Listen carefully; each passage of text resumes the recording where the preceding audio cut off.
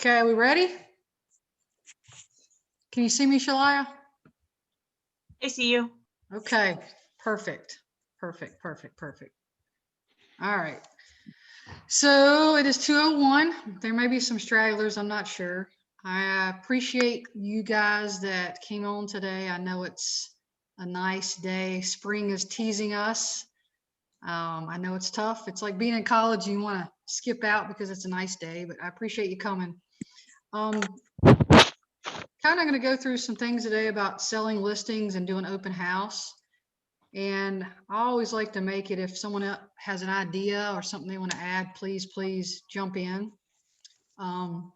So on the first page, let me pull up get my PowerPoint here for you guys. All right, selling your listing. Let's see. So obviously we have expectations. Let's see. I'm going to skip. All right. So every week we talk about doing your daily 10-4. Add your contacts, speak with 10 people, write 10 notes. I hope everyone did that. I know it's been kind of cold and you should sit inside and catch up this time because soon as spring comes, we're going to all be busy. Let's see. All right. So I know that everyone hates me for this, but I do like to do this because if you do it in class and practice what you should do, you'll start doing it. So I am going to have you guys get out your call list. And we are going to do some of our calls today. And instead of 20 minutes, I'm going to give you 10 minutes. Back up. I'll give you guys 10 minutes to do it. If you go a couple over, if you're still on the phone, that's okay. Just come back. And I really would, if anyone gets a listing or an appointment for a listing, that would be great to share with the group and obviously show others it can be done, even though we know that right now is super tough. If you're new, don't give up. This is just a weird time. I promise. So I will do the same thing. Hello, Emma. I see you. Anyway, does everybody know or have everything they need? I know everybody has their phone. That's really all you need. So we will start and you have your 10 minutes to do your calls.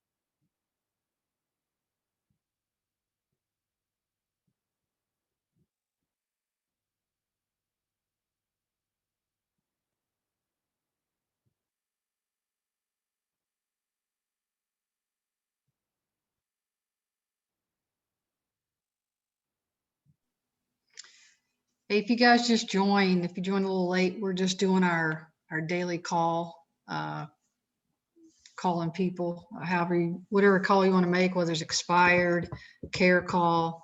We got about 5 minutes left.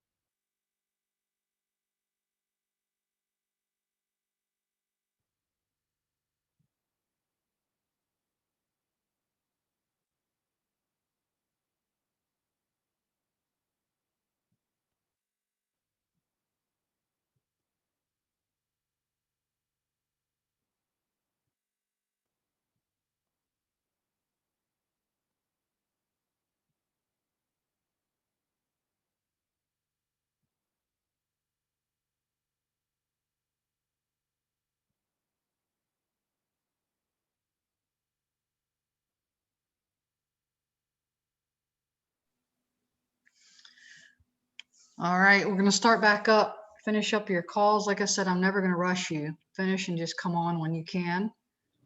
I know that putting you on the spot, you guys probably hate it, but at least it gets you guys to do it.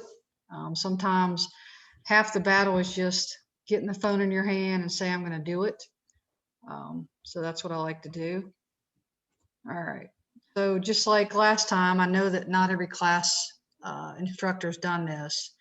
So obviously in our 10-4 that we're supposed to do daily, then you write 2 to 3 notes. So what I would advise is this evening or on a break, write those notes, and those notes should not take a long time. It's not a long note. It's a thank you. Hey, great speaking to you today. And then send those out to people that you talk to. All right.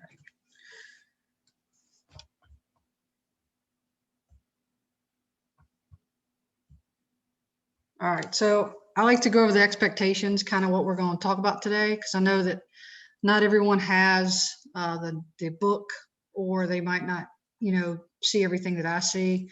So today, for the expectations today, it's to help discover techniques and advantages of selling to stage and list a home to get it sold. We'll also be reviewing the elements of a 14-point marketing plan. You'll learn the essentials of great service to sellers from the moment they sign the listing agreement all the way to the closing. And then you will study and develop strategies and tips for great communication and problem solving, which is a huge thing with sellers. If there's no communication, I know that houses are going fast right now, and we'll get into that. But if you don't communicate, sometimes it doesn't make your sellers very happy. It could be a long closing and not very a happy ending. So you have to definitely keep in communication with them. And I will show some great videos. So when I opened this PowerPoint to look at it, there's on page 1, it kind of really resonated with me. And I like this saying. I actually would like to get a t-shirt that says this. For sale signs don't pay the bills, sold signs do. So think about that. You know, anybody can put a sign up. And I know the market's doing really great, but you still have to do everything you need to do to sell it. Just like the market we were in, because if a house, needs some things done to it, or it's not as comparable to other homes, they're going to sell before yours that you have listed. Let's see here. All right.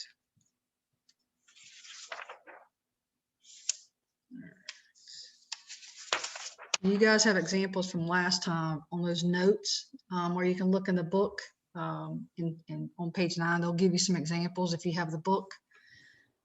All right, now for the meat and potatoes. So we will start on page 11. Let's see here.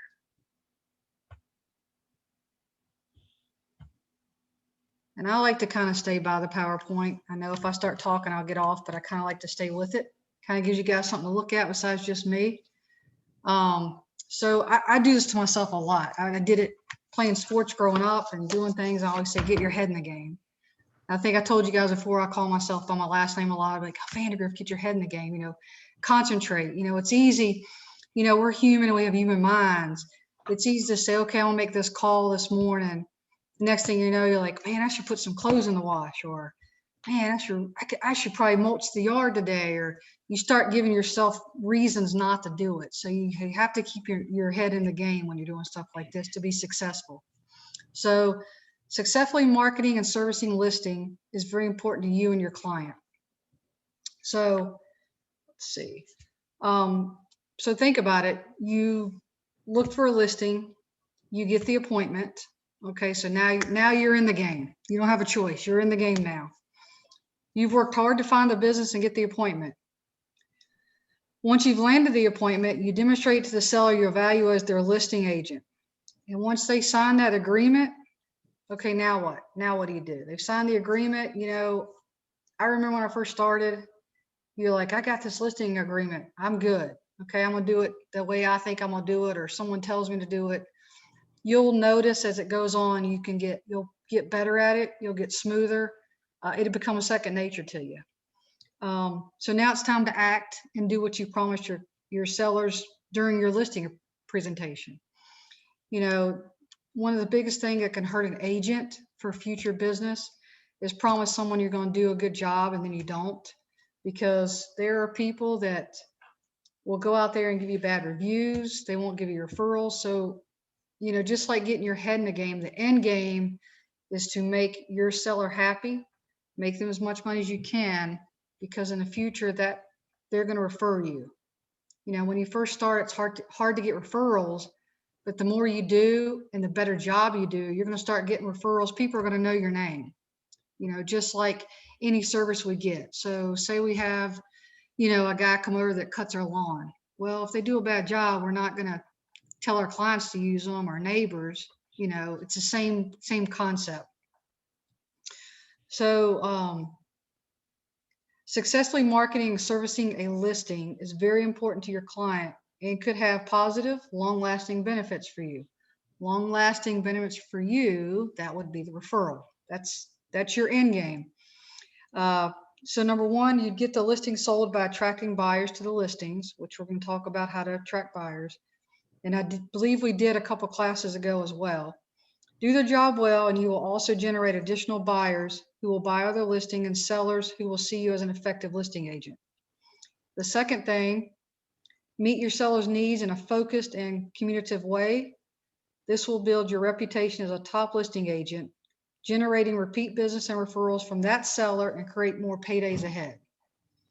So the last few words, create more paydays ahead, right? It's kind of almost like you've heard that saying, happy wife, happy life. Well, it's the same concept with sellers. Sellers are happy, so they're going to refer you.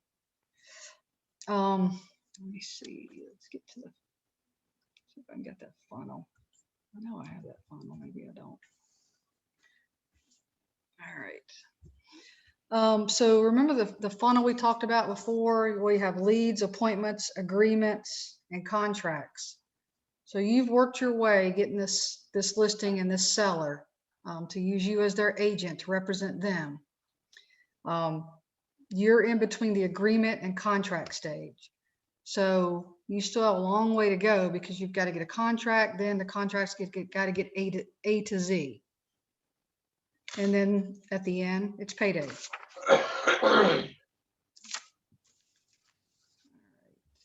So marketing and servicing your listings. All right, these three things right here are important, and we're going to kind of dissect each one of them. So obviously staging the property, and we'll talk about that. Market the listing, and then again, big communication. Communicate with your sellers. So when you're marketing and listing a house, your service to the sellers begin with the moment they sign the listing agreement with you. You become their advocate, their agent, and their fiduciary. Okay, and fiduciary is not the easiest word to say. Say that about 3 times fast. It's tongue-tying. But a fiduciary basically is you're acting to represent them.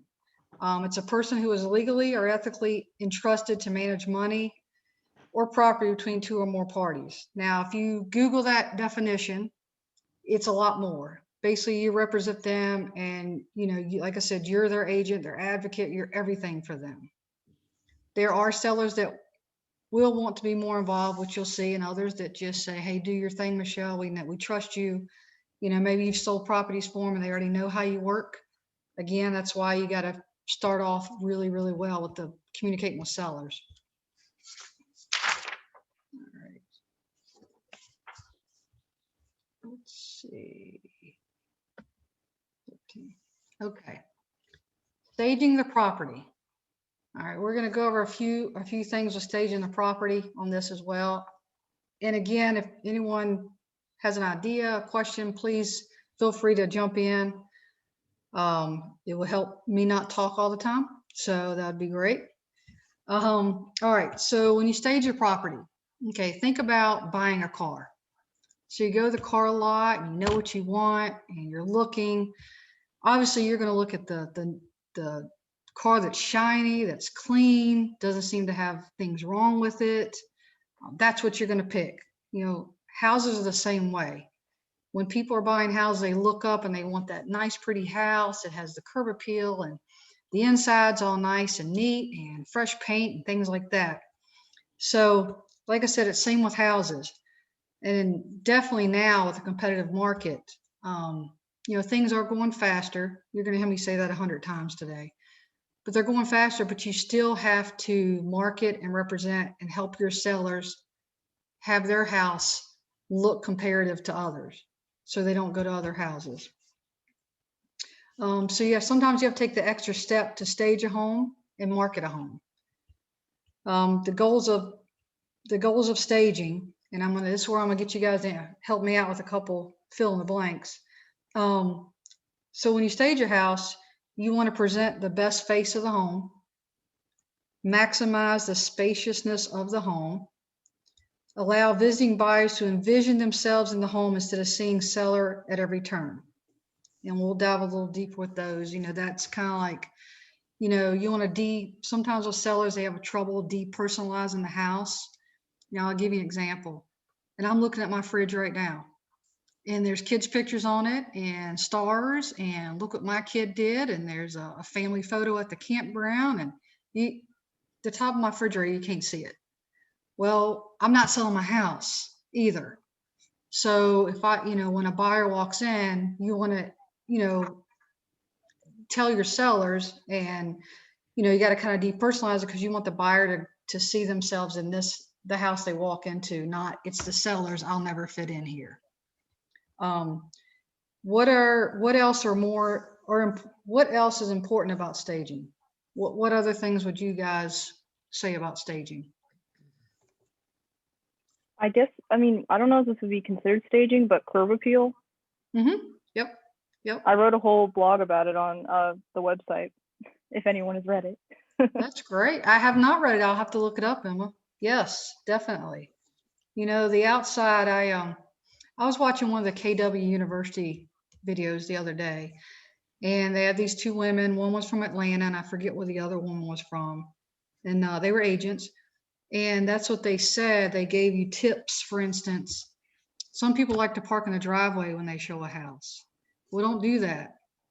Park on the street or, down from the house, because you want your buyers to walk up to the house and see it in all. You don't want any, blocked vision. You want them again to say, this is where I could live, especially if you have picky buyers. You want them, to feel like this is their home, not, here's my realtor's car in the way, or here's a bunch of, things I have to get around. And curb appeal, just like with, fresh, we're going to get into this, fresh flowers and mulch, and, the sidewalks are cleaned off, or they're, pressure washed. Pressure washing can do a world of wonders for curb appeal. So good one. Anyone else? Or what else is important in staging? this is Joan. I have Hey, one. Joan. Hey, Michelle. Love you. I miss you. I miss you too. I'm soaking up the sun. I love it.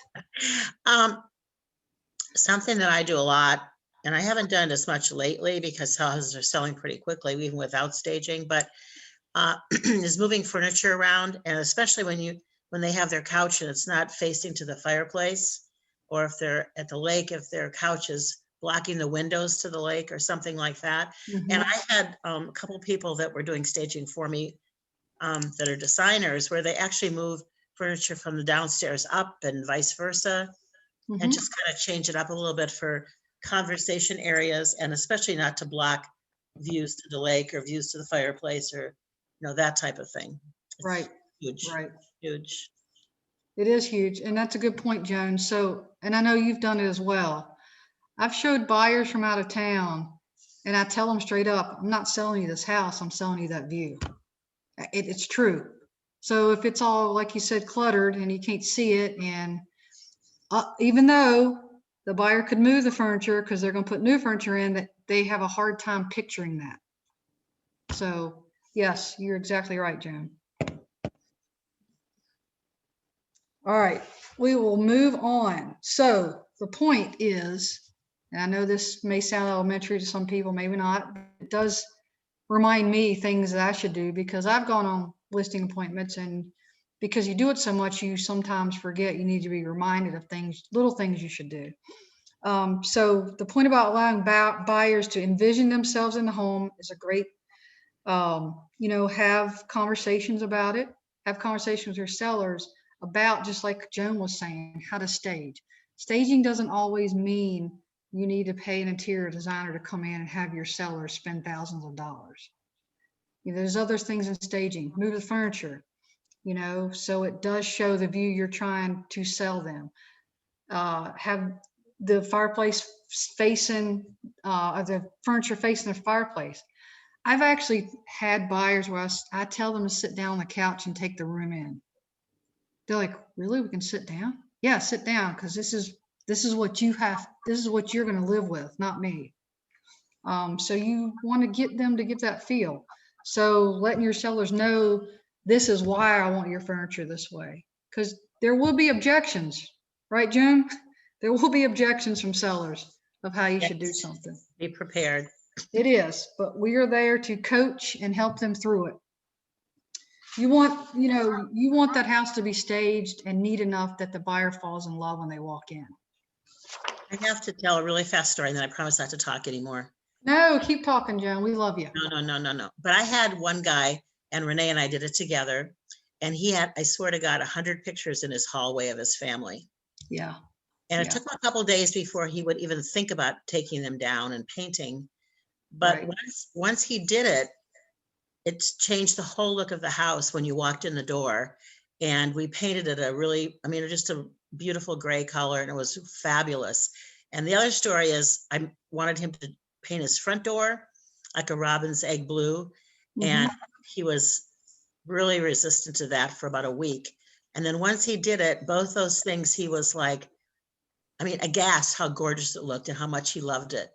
Yeah. So don't quit the first time around. Try for a couple more days and see if you can get him to do it, because it does make a huge difference. It does. It really does. And, I'm sure afterwards they were very thankful and figured it out. How things are presented. They sold it really quickly. Joan, you sell everything quickly. I tried. I know you do. You do. All right.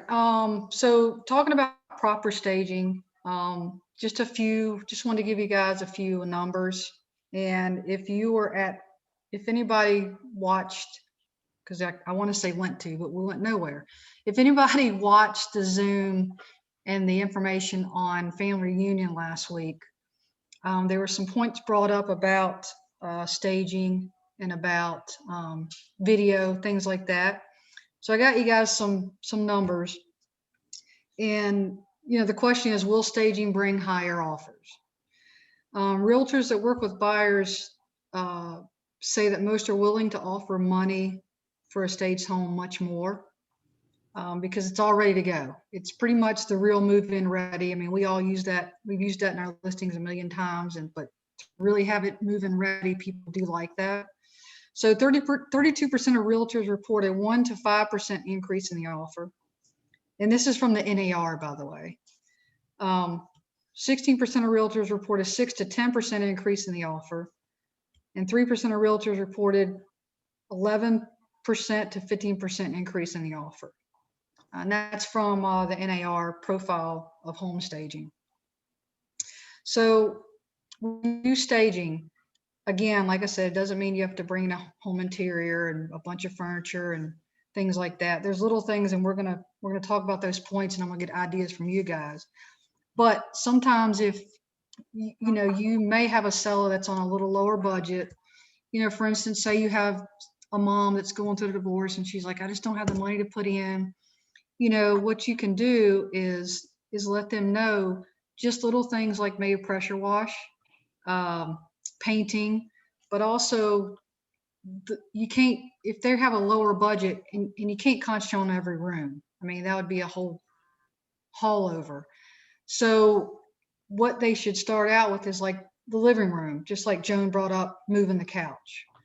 Or the great room, whichever you want to call it in your house. I call it the great room in my house. So focus on that because that's where people can spend most of their time. Second would be kitchen. Where does everybody gather when they come to your house? It's the living room and the kitchen. If you have a deck, yeah, but that's not going to be in the wintertime. So, concentrate on, in order. And there's a little graph of a house you guys should have it. I have it in your handout. And it tells you like 1 to 5, what's most important. But like great room, kitchen, dining room. And it can be something little. I mean, example for a bathroom, it could be a really nice, tiled bathroom, but then they have like old dingy towels hanging. You can go to the dollar store, Dollar General, and buy nice new towels just to hang. That's not going to cost your seller much money. So there's ways to work around, because people are going to go, I don't have money for staging. I don't have money for staging. And I'll be the first to tell you, I have never used a professional stager. But staging doesn't just mean a professional stager. It can be you and your seller working together, because we all know, because we go in so many houses, what looks good, what doesn't, what bothers you, what stands out. Just like when I'm a buyer agent and I walk through a house with somebody, if I see a spot on the ceiling, well, the selling agent should probably have that fixed before we went in, because now my buyer's thinking it leaks. Or if you get there and there's, just overgrown shrubbery and ivy growing up, well, as a buyer, they're going to probably say, I don't want to do all this landscaping. Let's go to the next house. It can be done, but people find reasons, and Joan, you could probably back me on this. People find excuses not to buy houses, in the norm. I mean, I know that right now things are not normal, but in the norm. Even now, if there was 2 houses, good luck finding them. But if there's 2 houses and one is not very well taken care of or have that curb appeal or the neatness and the crisp, they're going to go put an offer in another house, or they're just going to wait. And then there you are waiting with your buyer for the next house to come out. Let's see. All right. What's that? 13 stages. All right. All right. So we kind of go over the importance of staging. We've talked about, you should bring that up during your listing consultation. And I'll tell you how I usually do listings. And Joan, I don't know if you do them all the same way, but you know, when I do a consultation, sometimes it's not the long meeting because I want to go over and I want to see what their house looks like inside. Because just because I find a 3-bedroom, 2-bath in Bedford, but it has all the bells and whistles, doesn't mean the house I'm getting ready to sell doesn't have shag carpet, a pink bathroom, and wallpaper everywhere. So obviously it's going to be a little bit of a different comparable, which is going to, you know, affect the price and what they might need to do to try to help stage it. Or if there's just boxes and clutter everywhere, you know, there's are things that you have to have that hard talk with. And I'm not saying dive right in your first meeting, but, you know, plant that seed. You know, we always hear about planting the seed, planting the seed, plant the seed. Just put it out there so they start thinking about it. So I said earlier when I told Joan that I'm sure we've all had objections. So if you start talking about staging, some of the sellers are going to, you know, be resistant. And Joan said, you know, keep at it. So if they had an objection that said, and I want, you know, some answers from you guys and ideas.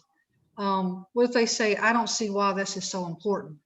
What would be a good answer, or, you know, a way to kind of get them to start thinking, hey, you know, this is a good idea to maybe do some things that Michelle had, you know, her agent X told me to do. So if they say, I don't see why this is important, what kind of answers would you guys give? I think I would try to say, like, try to think from the buyer side, the buyer, like, put yourself in the buyer's shoes, what Mhm. they would think when they step into the house. Right.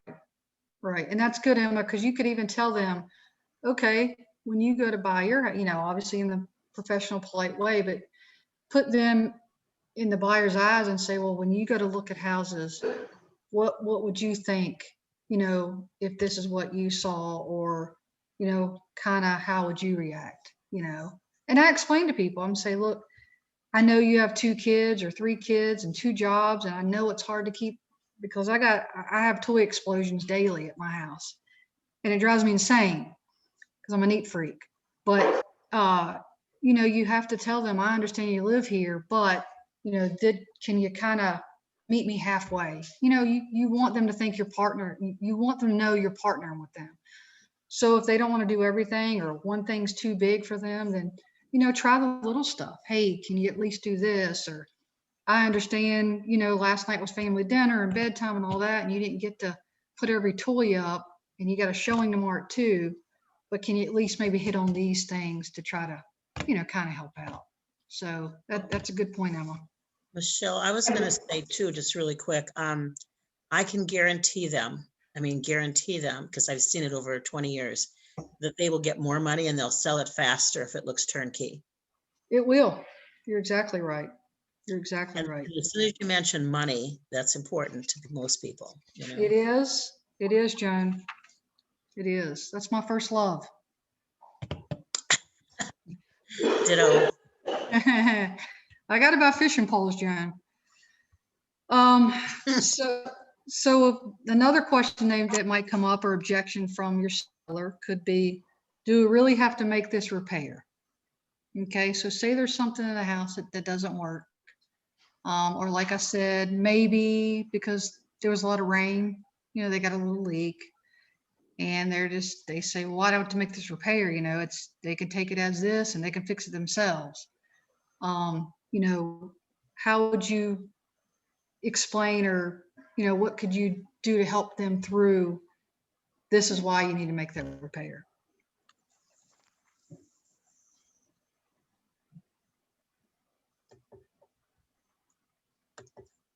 Anyone got an example, anything? I guess you could say that depending on what the repair is, like if it's a leak, you could say it's going to come up in the home inspection anyway. Mm-hmm. Yep, it is. It is. You're exactly And if right. it's a leak, they're definitely going to want that fixed. Yes, exactly. And back to the money situation.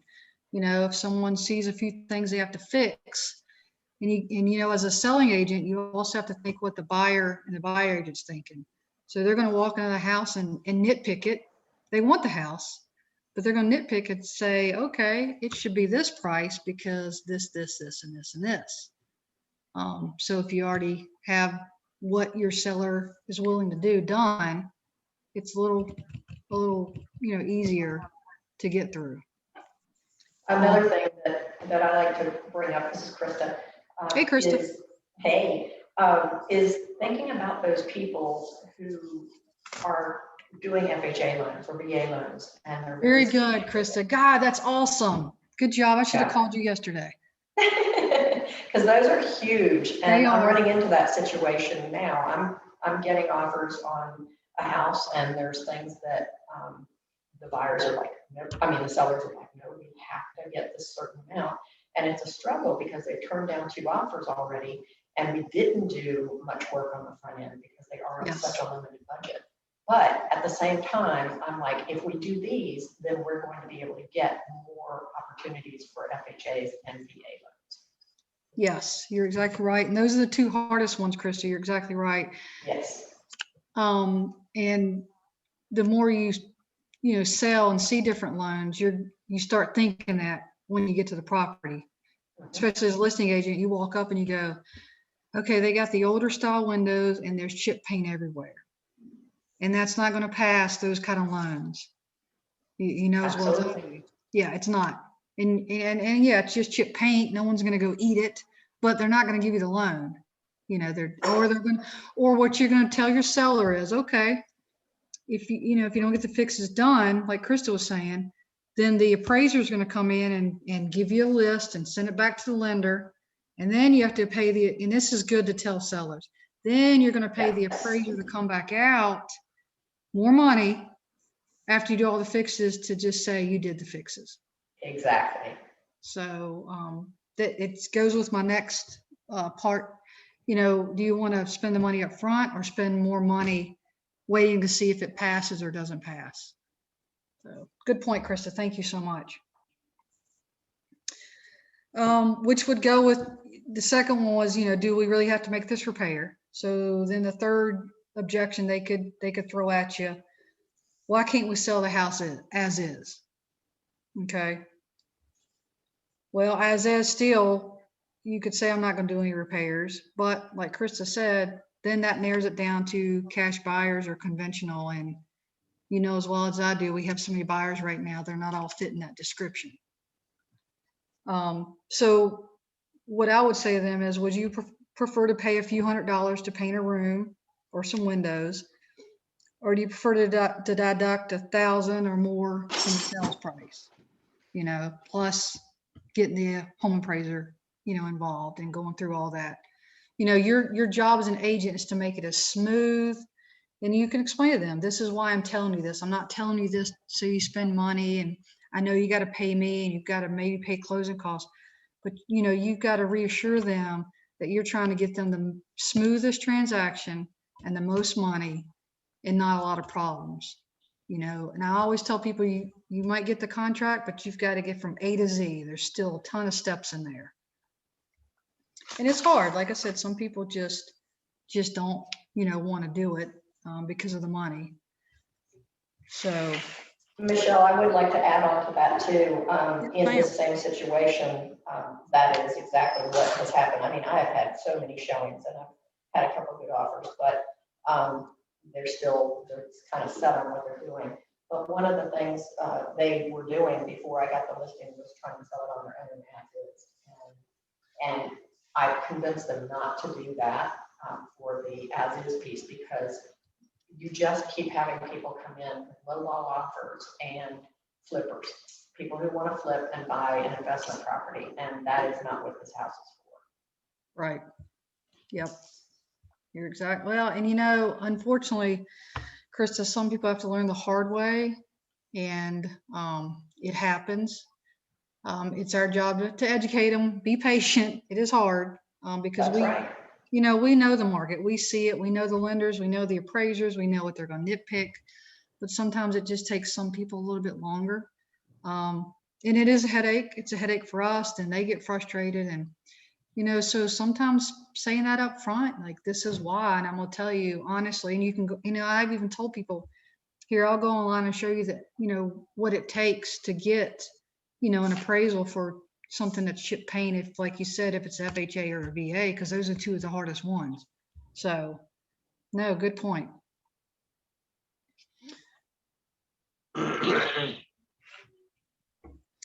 All right, so with your staging, I just, yesterday I sat and like write a few points and notes down, and I just want to kind of go over those before we leave the staging, the property part of this. So there was a quote yesterday I heard, and it said, it's about staging in houses, and it says, it's a price war and a beauty pageant, okay, to sell a house. Because you want that house to look nice, and you know, you may have, you know, overpriced it and it still looks great, but if you don't price it right, so it kind of goes hand in hand. You got to price it correctly, and it has to look appealing. And, or you're going to have, like Krista said, every flipper in town trying to get a low deal so they can make some money off of it. So just some points on the staging. When you look at staging, you automatically think, God, you know, I'm not using a stager. I haven't used a stager. I don't need to use a stager on this house here. To me, staging can be done by you and your sellers. Another staging point that I like is sometimes you can get your contractor to come out and do like a pre-inspect, or your home inspector. I know my home inspector does them cheaper than regular home inspections. He'll do like a pre-inspect. Some people love that. You know, I've had where somebody's back porch, you know, was falling apart, or this or that, or the electric, and I'll have my home inspector come out, or my contractor, and then next thing you know, they give them a punch list. Not to say that nothing's still going to come up in the home inspection, but it's a heck of a lot better chances if, you know, you've done that. And I've had people do that, and some people will say no, but if you go to the house, you're like, hey, there's some things about this house that kind of could be done to code, and you know, explain to them, this isn't a code, this probably won't pass. You know, I've had them, you know, have my contractor out, and I was like, just meet him, see what he has to say, and then, you know, if there's something you want done, you can. If you can't afford this, then, you know, you can wait on the inspection. But a pre-inspect is a good idea as well for staging. That's still part of staging. Let's see. So there's a 3 P's and 3 F's. I don't know if you guys ever heard of this. So the 3 P's is planting, paint, and pictures. Okay, planting, paint, pictures. We talked about the planting just a tad bit. So you walk up to a house, especially spring or early spring, and someone's getting put their house on the market. My biggest thing is for them to get it pressure washed and put some fresh mulch out there. You know, maybe in just a few flowers. Unless you live where I live and the deer eat all your flowers, it's a never-ending battle. But you know, fresh mulch, just that appeal. And I don't know if you've ever noticed, but just a sidewalk that walks up to your house, you get that thing pressure washed, it's white again. You know, and then you get your pictures made with all that. It's just great. It's, you know, and they'll see the value in it because they're going to get the more money. So planting, paint, pictures. Paint, that's, you know, Jonah probably, you know, agree with me. Teresa probably agree. It's one of your cheapest ways that you can make a house look almost new. You know, get those pictures off the walls that are the sellers to all the Disney trips and, you know, places they've gone, and get those walls painted, make it fresh and new. And a big thing is if you can get the trim painted. I don't know if you guys ever just taken a moment and looked, because I just had mine done. But your trim gets, you know, beat up, and it gets just yucky looking. You know, you can vacuum it, you can wipe them down, but to get those things painted, the trim painted when you do your, you know, your seller does the walls, it just pops so much more. So plant and paint, pictures, and the 2 F's is for formula. So furnishing and fixtures. So for instance, you walk up, you know, the house has fresh mulch and everything's trimmed back. The grass was just mowed. And while you're at the lockbox trying to get it open, your super key is like, oh, Wi-Fi, this isn't working. And you're like, oh my goodness. So you're fumbling. Meanwhile, you know, the buyers that are coming in are looking at the doorknob and it's dingy, it's beat up, it's, or the paint, like Joan said about painting the front door, it's chipped, and if it's a white door, they get dirty easy. So, those are just little things that stand out.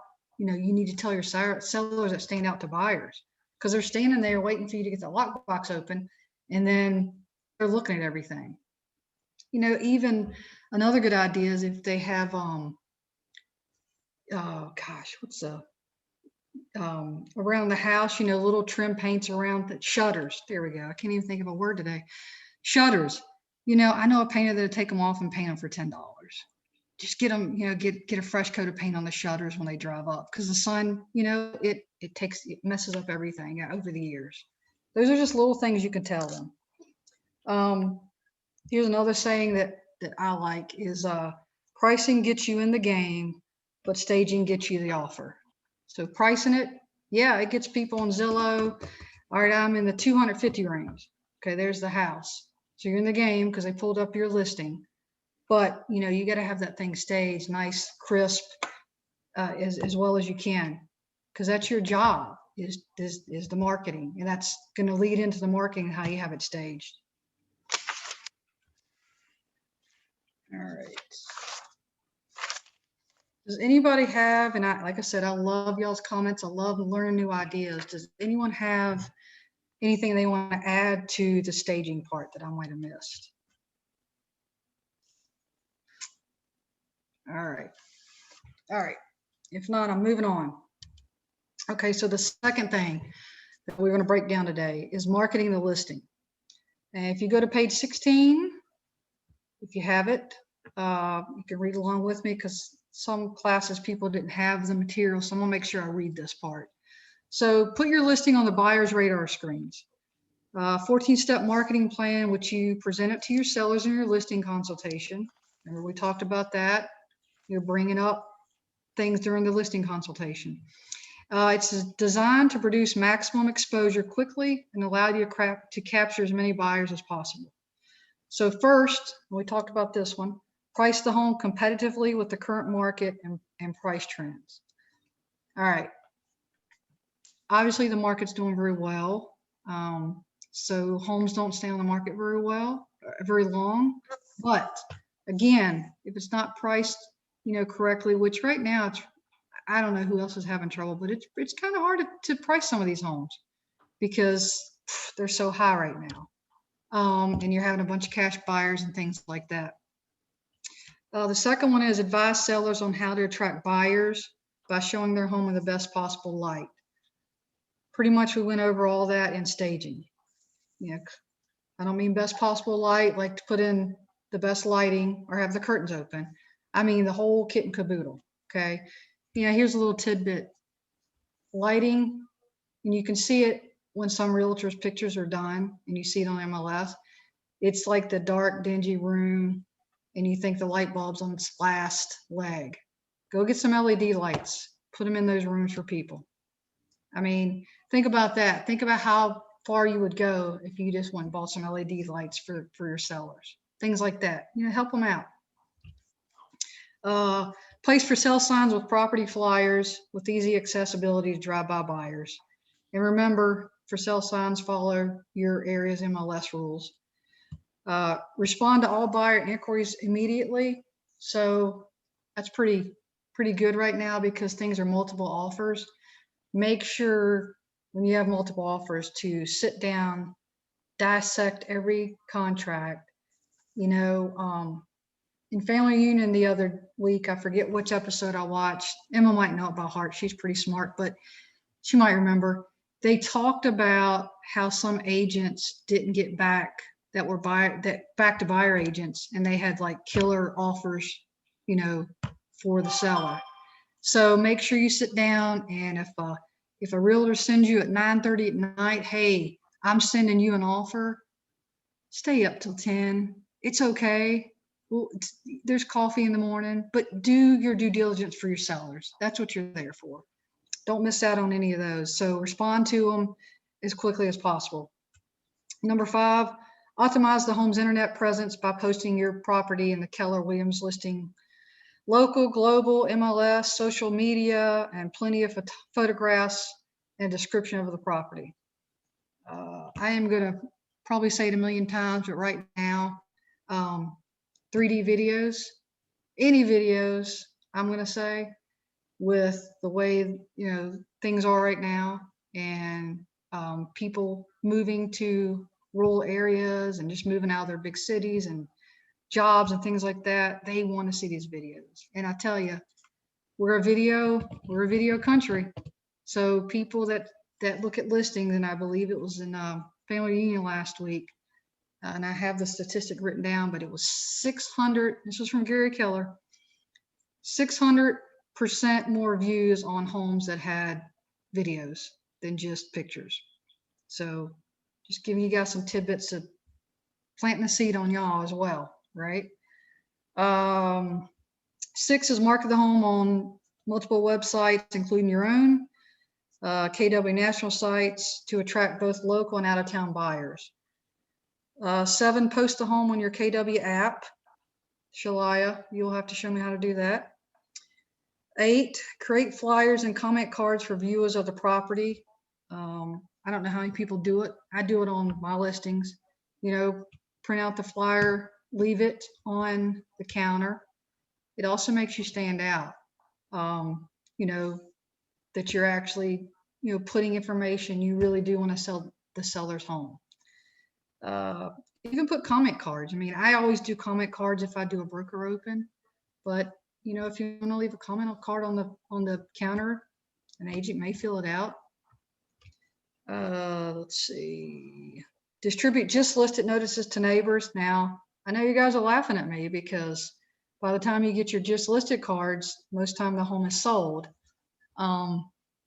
If you don't want to do just listed, then you could do just sold. Again, that shows your sellers are doing stuff. That also shows that neighborhood you just sold that house in, what a great agent you are. They're gonna go, huh, Emma from KW sold this. Man, she is tearing up in my neighborhood. She sent me a postcard. I'm gonna call Emma. So it's one of those, it's almost like branding and personal touches. So if you, with the market right now, if you can't do the just listed, make sure you do at least do the just sold. Teresa may disagree with me, and she'll come on and smack me when she wants, but that's my opinion. Target your marketing to active real estate agents who specialize in selling homes in this neighborhood. So if you list a home in 123 ABC Street, one thing I would do, I used to do this on brokers opens, but now we can do it. We should be doing this anyway, is I look up that area of what's closed in the last 6 months to a year, and I look at the selling agent. And that's who I would call and say, hey, you sold over here. Do you have any more clients? I'm getting ready to list this house, or I just listed this house. It's okay to call other agents, and some won't do that, but it's okay to call and tell them. I mean, it's all about the hype, and that's what you're supposed to do as an agent for your sellers. Include the home in your company MLS tours, allowing other agents to see homes for themselves. 12, create an open house schedule and market and host the open house to promote the property to prospective buyers. And we'll get a little bit more into open houses as we go on. Target active buyers and investors in your own database, okay? And you obviously, as you start growing and you have more clients and your database grows, you're gonna start remembering what people want, what they've told you, what they're looking for. So as soon as you see a house like that, especially if you're gonna list it, go ahead and give them a call and say, hey, I've got this coming out. And then 14, provide the seller with a weekly update detailing your marketing efforts, include comments from the prospective buyers and agents. So if you had, I'll give you a couple examples. So if you had a seller that was just hard no on changing something, maybe they had a bedroom that was just this deep Merlot, which I would love that color, but not everybody likes that color. And say every feedback he kept getting from buyers was, and I'm being nitpicky, this is little, but I don't like that Merlot room, blah, blah, blah. Tell them this is what's steering you away. Or, hey, can we stage this now that you see how comments are coming back? You got to play catch up because you want to sell it in that first couple of weeks, but that's something you can take back to them. And they always want to hear the feedback from, you know, other people that has shown their house. And I will tell you, if you think not calling someone weekly, that can cost you, you know, future, or it can make it really hard for you and your seller to get through that transaction together. All right, on page 17, it's kind of your turn. So we all have viewed 10 homes on our 10-4, right? All right, you don't have to raise your hand because I haven't viewed 10 homes this week. I should be doing things I expect you guys to do, correct? But think of a property, for instance, I know the agent Veronic Lovell, he brought up a house on CMA, and he was talking, he went through it with us and asked if it was priced correctly. So some of the things that I want you to do is think about the last house you went into, and think about the pricing, signage, staging, images, and buyer profile. Evaluate the property's features. So does everybody have this sheet? Maybe? Yes, no? Yes. Page 17. So just take a minute and think about the last house you went into. You know, do you remember? And if it was this week, it'd be easy. Do you remember if it was priced right? You know, was the sign in the right place? Did it seem to be staged properly? Is there something you would have done different? Images, you know, how did the pictures look online compared to when you got there? And then, you know, buyer's profile. Was it more for like young families, larger family? You know, how would you market it? Because these are all things that, and I know this seems elementary, maybe, but this is things that you have to think about, you know, when you start doing it. Because like I said, we do it every day, so we forget these little things we need to think about. So just take a few minutes and look at your marketing action steps on page 17, write down a couple things in each little box, and then I'd love some feedback of your answers.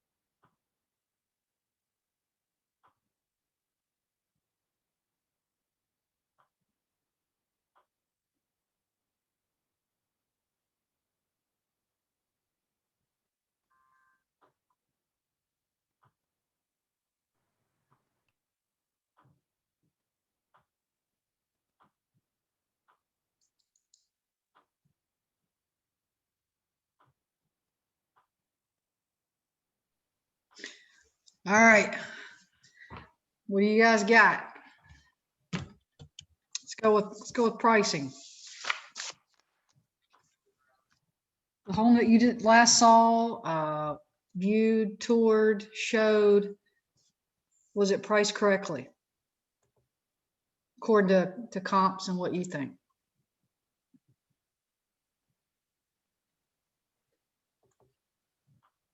Anyone? I've got one, this is Joan, that Deborah Gatto just put on the market over on Beechwood Court. Mhm. And it's 534. I personally thought it would sell within 2-3 days. Me too, Joan. I've been looking at that thing. Okay, so my story is this, I showed it to one of my clients last weekend. Really more than anything else to see what I thought he was gonna say. Mhm. And he said he would have to spend $100,000 to live in it. What is he doing to it? Trying to make an offer on that house and made an offer on a $700,000 house and lost the offer. And I'm just Mm. going to throw this out. The person that won it, I happen to know, had no contingencies for inspections. Yes, That's That's another that- whole discussion. yes. But so I mean, I think that cleaning's important, and that's part of the issue here, I think. But I don't know. I mean, it's really quite interesting what some people feel when they look at a house, and it blew me away, really, that he felt that. Mhm. Right. No, well, I mean, to go from that to 7 something, then put your 100,000 into it, buddy. Right? Right, exactly. But it's interesting. Everybody's got their own thoughts on it, but They do. They do. I I was think shocked I'm shocked it hasn't an offer yet. me neither, because I'll tell you, Joan, I keep getting these Facebook leads and everybody wants a house on a lake for 400,000. So I'm thinking, man, this one's 5 something. That's, the lowest I've seen them lately. I don't know why it hasn't sold, but I haven't gone to tour it. I'm a bad friend, Deb. I'm a bad friend, Deb, but I should go look at it. But I think it's cute, I think it's an And- awesome deal. I think it's an Mhm, awesome I do deal. Somebody too. needs to buy I think it's a great price. So, it. all right, we'll skip signage unless you've just seen somebody's sign just totally crazy out of the way. I mean, most time the condos and stuff's what give us a signage problem. Just because they don't like signs on the yard usually. So let's go to staging. So anyone, and if you don't talk, then guess what? You have to hear me talk, and I don't mind talking. For staging, was the house properly staged? What would you have done differently? How could you proactively persuade the sellers? Well, the last house you saw, or viewed, previewed, whatever, do you think the house was properly staged? So I previewed a house. It's Vanessa. Vanessa, thank you for speaking up. I've been going, come on, Vanessa, come on, girl. We had that connection 6 Oh, months yeah. ago when there was no COVID restrictions. Right. So I just looking online, and there's one actually in my neighborhood, which Crystal is in as well. It's been on the market for a while, but just even looking at the pictures. So it's on 1041 Riley Run, if anybody wants to look this up. The pictures that are posted, it needs to be staged better. They should not have posted a closet that's cluttered, Yes. or towels, or just, you already go in there and you just know that it's going to be a lot of work. And I've had someone view it that I have spoken to, and they're like, we were really considering it because it has some land with it, Mhm. and it's just too much work. So I think, Yeah. and also the driveway needs to be done, but just staging it Mhm. and getting, I know the buyers, but or the sellers, getting them to possibly work with the listing agent a little bit better, I think. But yeah, just staging it, looking at the pictures, you wouldn't even want to go look at it. Right. And Vanessa, that's a great point.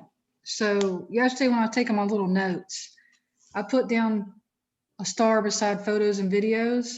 Mhm. And we live in a now world and a social media world, and we look at everything. I mean, even stupid things like dog videos to housing, right? And I put this to read to you guys. How many times have you looked up homes for clients and you think, OMG, the photos, clutter, curb appeal is less than par. Why am I not the listing agent? And I think that when I see pictures, I'm like, oh my Mhm. gosh, when that thing expires, because like you said, with all that, they're gonna have trouble selling it. And it could even, they're gonna have trouble selling it because it's hard for someone to picture their stuff in there when you can't see the four corners of a room.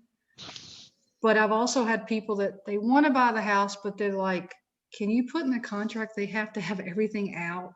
Right. And I know as an agent, when I'm looking for people, if I see a house that's that cluttered and the pictures are dark and terrible, I know my client's not going to want it because I know usually your buyers because you spend more time with them.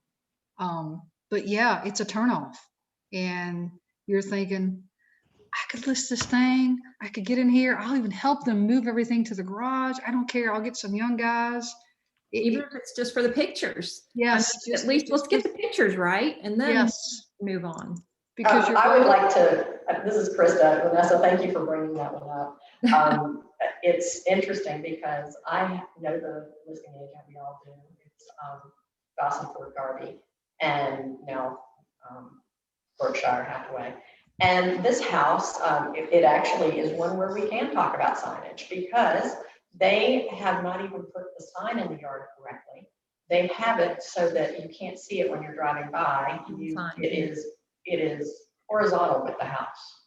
Oh, wow. And so everything is wrong with this. And when I first saw it go on the market, it's been on the market probably 5 years now. Okay. When I first saw it go on the market, it was in the summer and there were winter pictures. And so I actually saw him out one night and I said, okay, what's going on with this listing? What's going on with them? He goes, I don't know. They're not going to ever sell it. I've told them 100 times and they just won't listen to me. They just like me as a realtor. And so I just keep it on the market for them. Right. It's crazy. And so they really don't want to move. And it's unfortunate because it hurts our neighborhood. Yeah, it does. It So, does. but the signage is killing us. I mean, every time we drive by, we're like, why can't they just take the sign and turn it around? No one can even see it. Yeah. Why do you think, Krista, they want to list it if they don't want to really sell? They just, is it one where they have to have it listed for government, or is it just? No, they just have gone in and out through COVID with layoffs and things. And at one point they thought, oh, I had to sell it.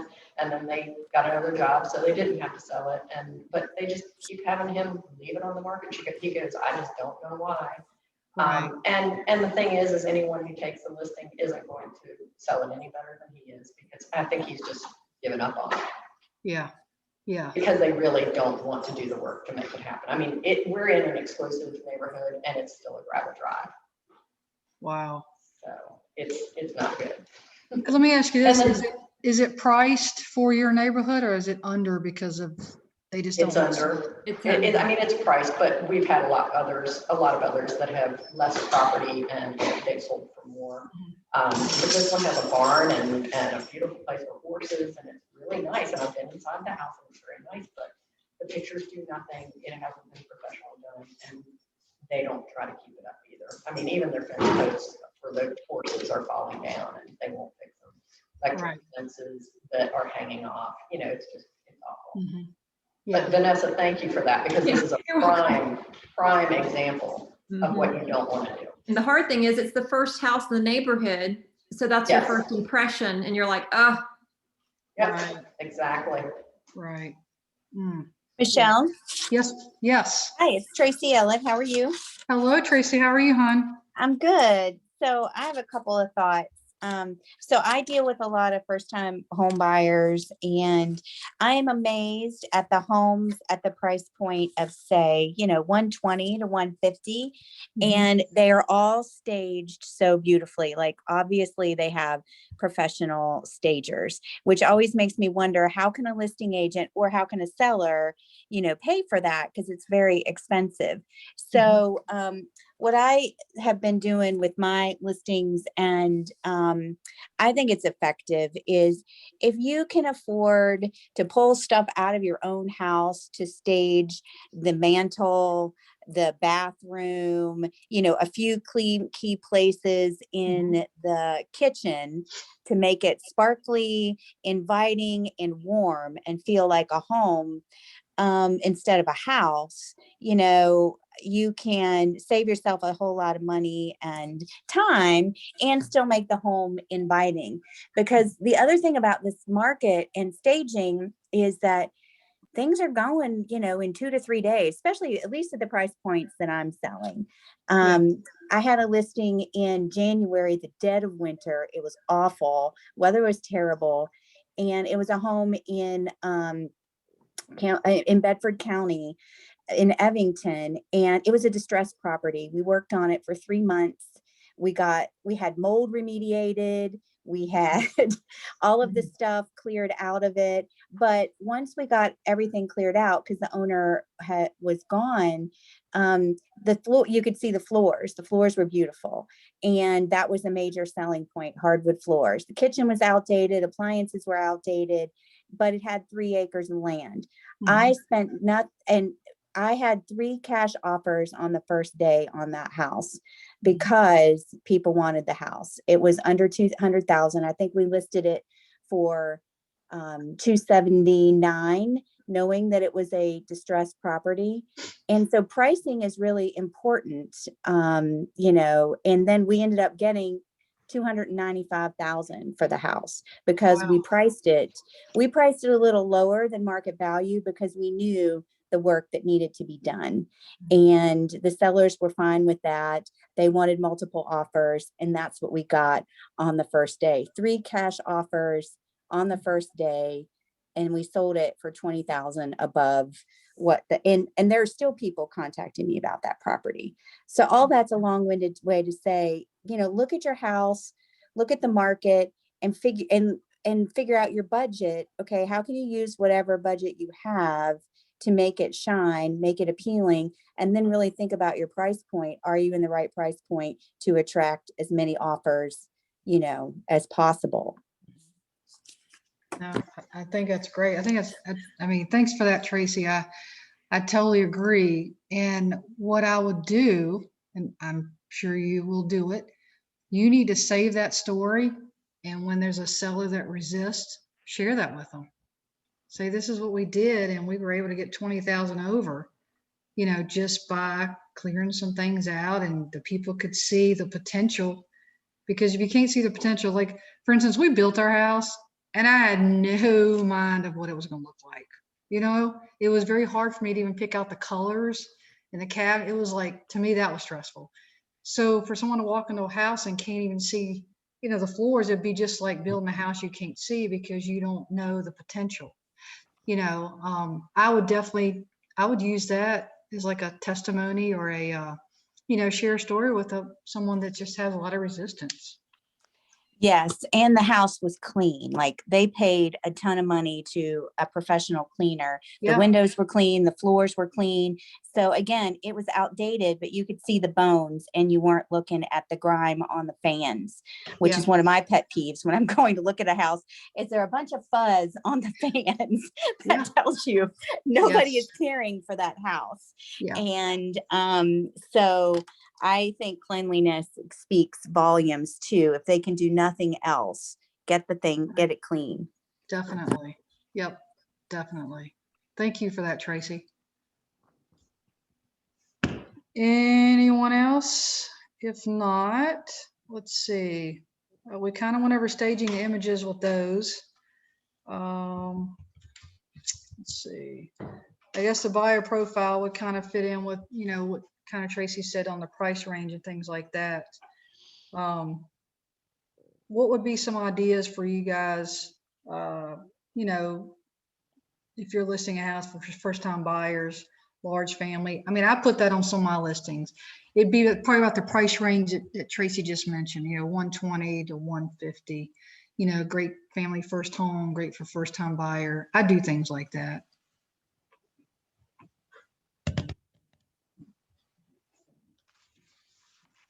Let's see. All right. Let's move on to, all right. So we have talked about our three things, which was staging, market your listing. All right. Holding an effective open house. Now, again, I don't know how many people's held an open house lately. I know that I'm starting to see them pop back up. You know, COVID kind of hurt us, and we do a lot of virtual if we did it all. But I have seen a few pop up lately that said, "Hey, open house Sunday," especially if anybody uses shows great photography. I see a lot of those from realtors that sent out, "Hey, we're having an open house," because they used that photography company. Holding an effective house. All right. Part of your marketing strategy in one of your 14 steps that you told your sellers to be during the listing presentation is to hold an open house. I've called expires in the past and asked people, and that's one of my questions for expires, why do you think your house didn't sell? And then they'll tell me, and then I'll say, well, did they hold an open house? They did this, and they hadn't done that. So just another step to your 14 points that you should be doing.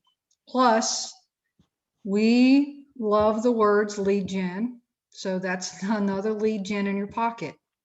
So holding an open house is an excellent way to market your listing and market yourself as a real estate expert. Open houses benefit the seller by attracting buyers to their home. The more visit a home gets, the faster it will sell. And the buyers, they love open houses. Especially now, people are trying to get out more and do things. I really do think it gives people somewhere to go right now, because there's, I'm going to be the crier today and say there's nowhere to go because COVID's taken a lot from us. But anyway, open houses benefit the agent holding the open house as a key, like I just brought up, a key lead generation strategy, because they offer a relatively safe and non-aggressive sales environment. They provide opportunity for great face-to-face prospecting. So if you hate calling, maybe, being an open house where you can actually have dialogue, you can see their body language, they can see your body language, they see your face, they see how friendly you are, how knowledgeable you are about the neighborhood. Maybe that's a little easier. So especially if you're brand new, you need to beg for people to let you do an open house. You got to start getting your database somehow, right? That's a great way. The open house event and the time leading up to and after provides opportunity for you to build relationships, market your name, farm, and secure a neighborhood's mind share. All right, now be patient.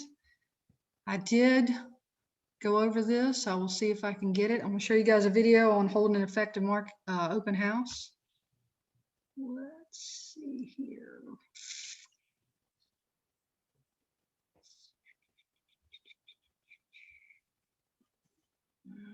Let me find it. Where is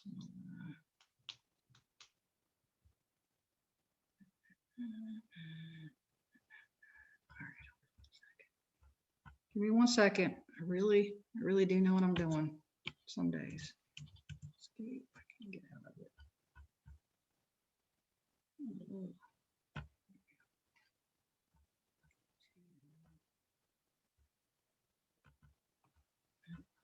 It's not it. All right. Share.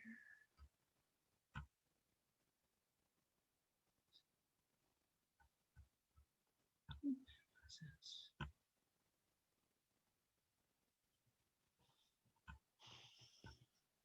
Oops, that's not it. Uh-oh, I may have to call Shalia. Her and I did go through this. Maybe I didn't listen well, huh? Let's see here. Hold on. Keep my daggone videos here. More.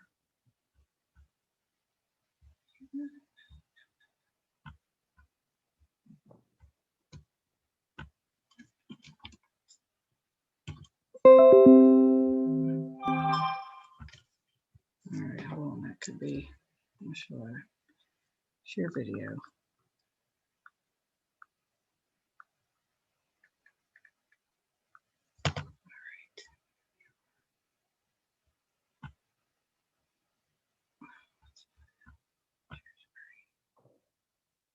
That's not it.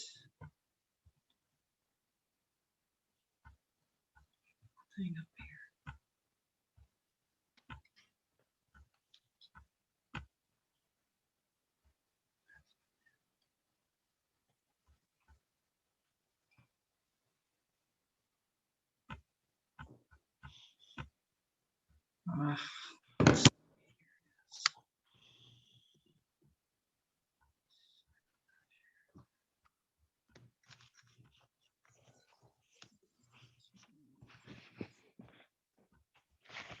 All right, give me 1 second, guys. I apologize.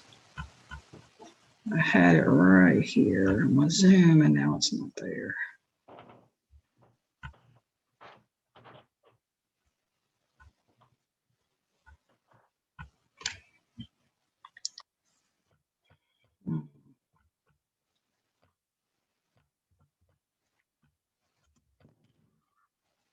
Say share on here.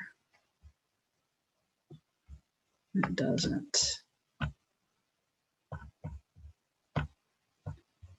Share's not working.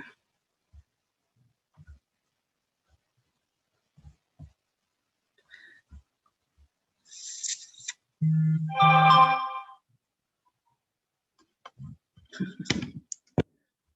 won't. Let's see. Hold on.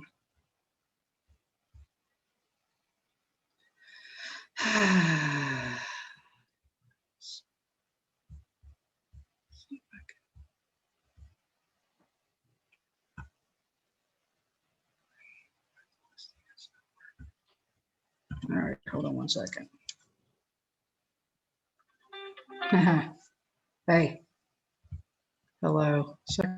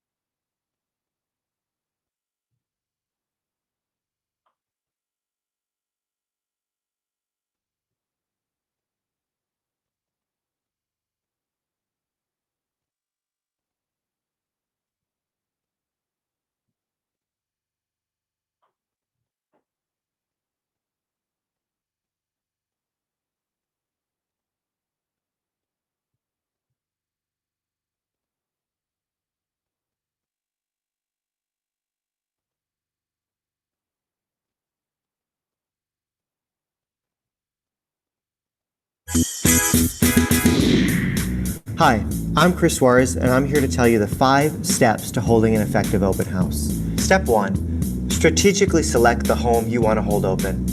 Choose a home that gives you the greatest potential to have buyers and sellers find you. This might be a home that is in a great traffic pattern, whether that be car traffic or people walking by in walkable neighborhoods in your community. Select a home around a local event where neighbors or even out-of-town people might be stopping in. Step 2 of holding an effective open house is advertising and marketing. Marketing begins a week in advance of any open house you might hold open. Begin by posting internet ads a week before. Get a sign in the yard and let neighbors and passerbys know that the home will be open later in the week. Remember to contact both by phone and email any internet leads or phone calls you've received on that listing prior to the open house. Don't forget to make 50 calls around the home prior to the open house and door knock, a radius of about 2 or 3 blocks. Step 3, know your scripts. Know what you're going to say to greet the visitor. know what questions you're going to ask while they're in the home. One of the greatest first lines you could use is, "Thanks for stopping in to tour my open house. Are you one of the neighbors, or are you out shopping for a home today?" Immediately, you'll know if you're dealing with a potential buyer or a potential seller. Step 4 is keep the right mindset and prepare. Remember, open houses are lead generation activities, so enter with the mindset of a top lead generator.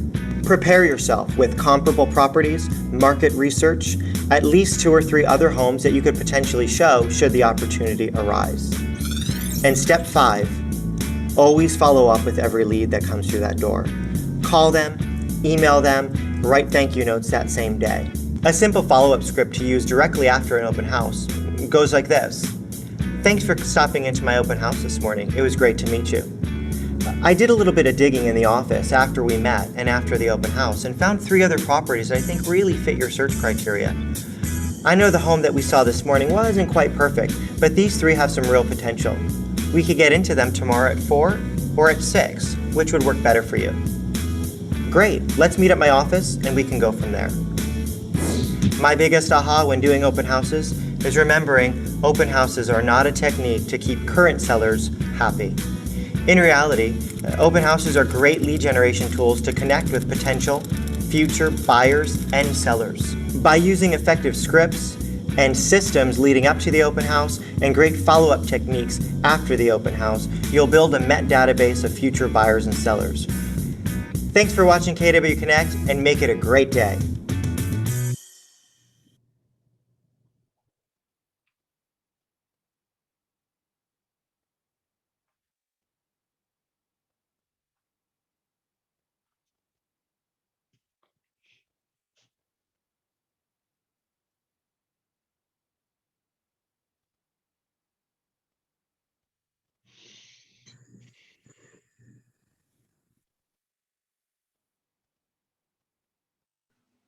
All right, thank you for your patience. I am not Shalaya.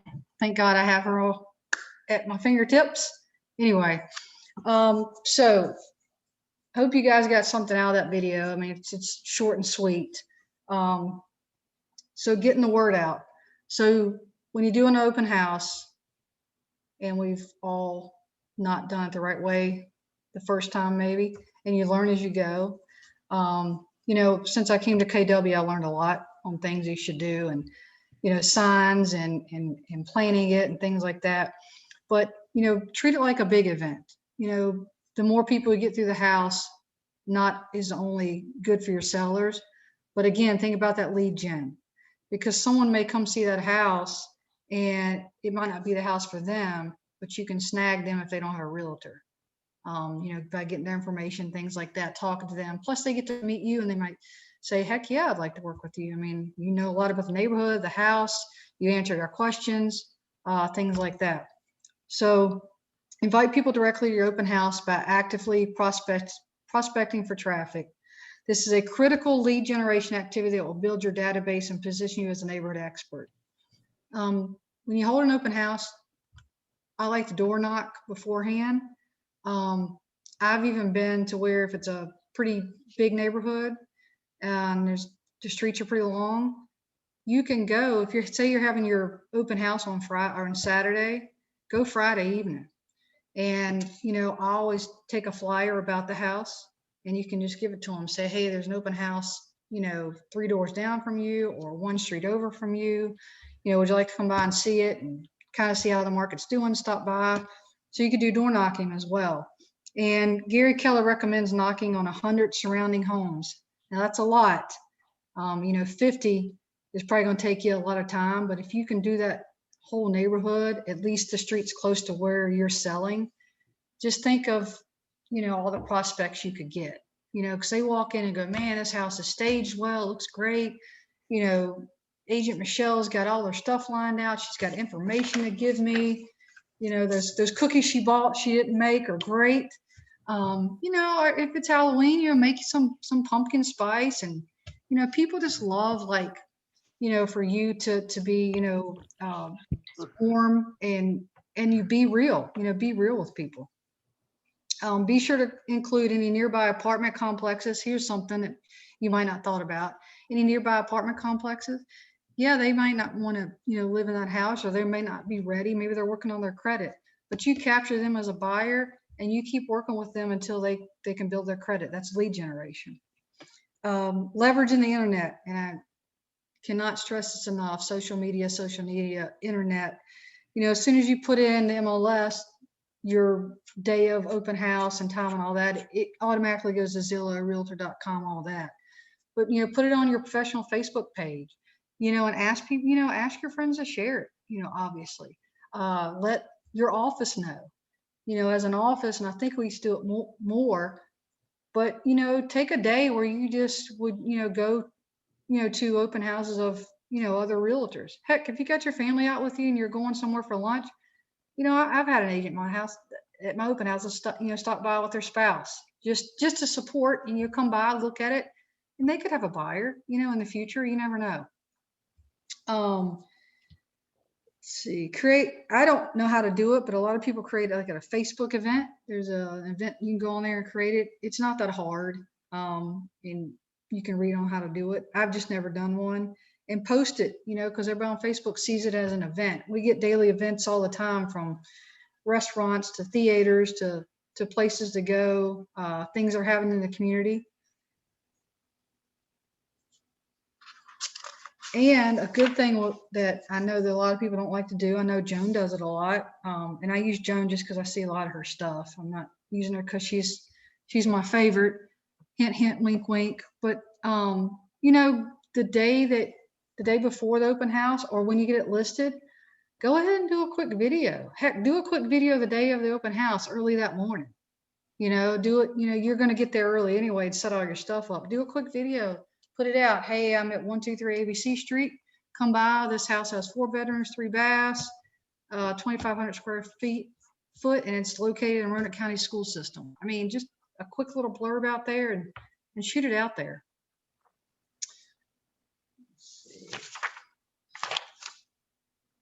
Again, this will be Emma's thing and maybe some other people's. Twitter is another amazing tool you could use to put it out.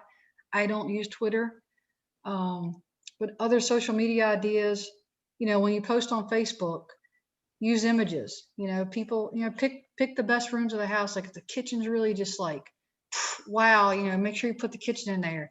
If it has a view from a deck and it's like this huge view of the lake, or maybe you're in Roanoke somewhere where you have a great view of the city, that's the things you want to emphasize, because your job is to get them inside. It's not your job that day to show them 65 pictures and all the details. Your job is to get them in that house. Talk about staging. You can tweak tips about moving and staging. Market any new listing you have. Is there any other ideas that you guys would have for open houses that I didn't cover, and things you could do to kind of leverage getting people in the home, and lead gen and making your sellers happy because you had a bunch of traffic that day and they're going to get an offer at 5 o'clock and things like that? All right. You can set up your database on Smart Plans and Command, and send out emails for all your open houses. And you and Shalai will show us how to do that, right? Yes. You're dealing with an old lady here, Emma. I'm in my 30s. Okay, I lied. I'm not. I'm older than that. So, no, Well, that's why we're here, to teach you how to do it. It is. It is. I'll teach you my ways and you teach me yours. I think it's a great collaboration. Exactly. So the third thing is to communicate with the sellers. Again, if you drop the ball on this, and I'm sure people have stories where they think you might have had clients that didn't think you communicated enough or communicate too much. You cannot communicate too much. Okay. People like to have that unique, I'm the only client you care about feeling. And that's what you have to show them. You have to show them that unique feeling. You have to make them know what's going on. Even and there's been houses that sit there a little longer, and you may have nothing to tell them. And it's a hard conversation because there's no conversation, but you need to still reach out that week and say, hey, I haven't had anything. It could also put you, in, form of, hey, maybe we should lower the price, or maybe we should revisit that, getting it pressure washed, or, you can use everything as leverage. But you need to talk to them even when you don't want to, and you have nothing for them. You need to still reach out to them so they know that you're still working for them and doing the best you can. And two, it really does make them feel good if you call and say, I want to be honest, no one's called for any showings this week. I just wanted to call you and say, hey, maybe we could revisit, or is there something else you have an idea? I mean, you want them to feel part of this relationship as well, because that's what it is. It's a relationship selling their house. You want it sold as much as they do. Okay, remember, you've told the sellers it's all about them, and you've promised them a 10++ customer experience. You've agreed to communicate in the ways that work for the sellers. So some are texters, some are emailers, and some like calls. Okay, if they don't mind either, at least make sure you do call them time to time, because texts and emails can get construed sometimes. Update your sellers regularly from listing to closing. Include the status of your efforts, feedback. Even on open house, it hurts. It's horrible to tell them you had no one come, but you can say, hey, maybe it was the weekend of graduation. Everybody, is going out of town to do something. Tell them, hey, we'll schedule another one in 2 weeks. It's no big deal. Be sure to block off time in your calendar for follow-up with your sellers. Be sure these updates happen, even if there is no news to report. Okay, like I said, it's awkward. And it's horrible that you don't have any news, but, and before you call them, think about what you're going to tell them. Just like if a problem had come up, you want to have a solution or offer something before you call them. So think about that. Think about that conversation. And if you don't know what to say, feel free to reach out to one of us that's been doing it a while and say, hey, this is what's going on. I'm getting nothing. This is the price. Will you look at it? What do you think? Any of us would be glad to help you with that. All right, on page 21, there's like a little picture of a bunch of words, and it's not just words.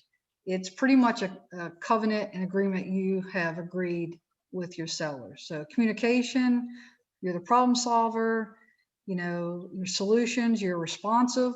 If you don't communicate, they're going to think you're not responsive, and they're probably not going to be happy. And the more time it goes on, it's going to be harder for you. That you're sincere, think about all these things. So on page 21, right in the middle, just look at those words and remember when you're, sincere with clients and things that you need to do. And there's no such thing as over communicating. I'm going to emphasize that 100 times. All right, on page 22 is your communication checklist. And you guys can kind of just look this over, because I think I hit all the tips. All right. Let's see. All right. Customer experience. So.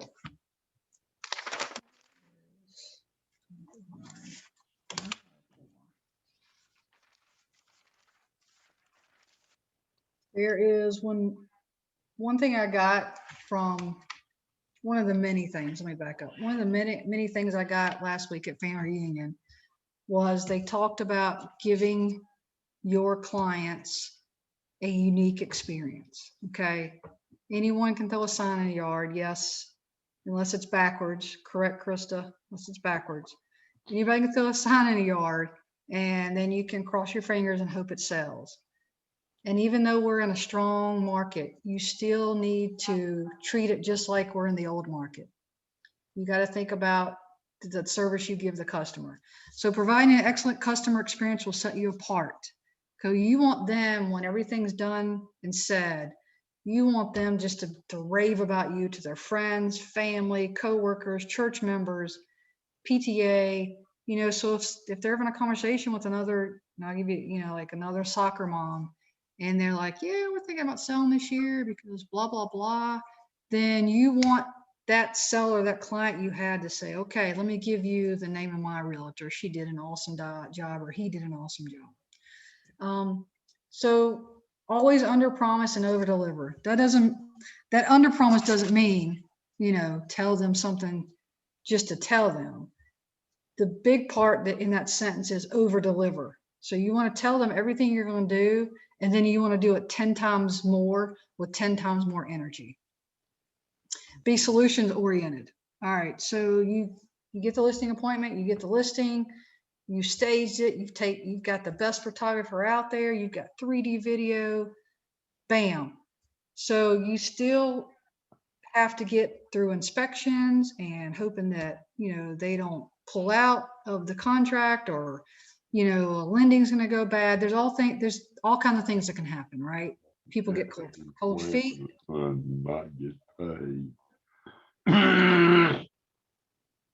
You there, Paul? Yeah. Did you say something? I'm sorry. I think I talked over you. Oh, no, I was just Oh. using. Okay. But you got to be solution oriented. So we talked about in one of our classes, have vendors on hand.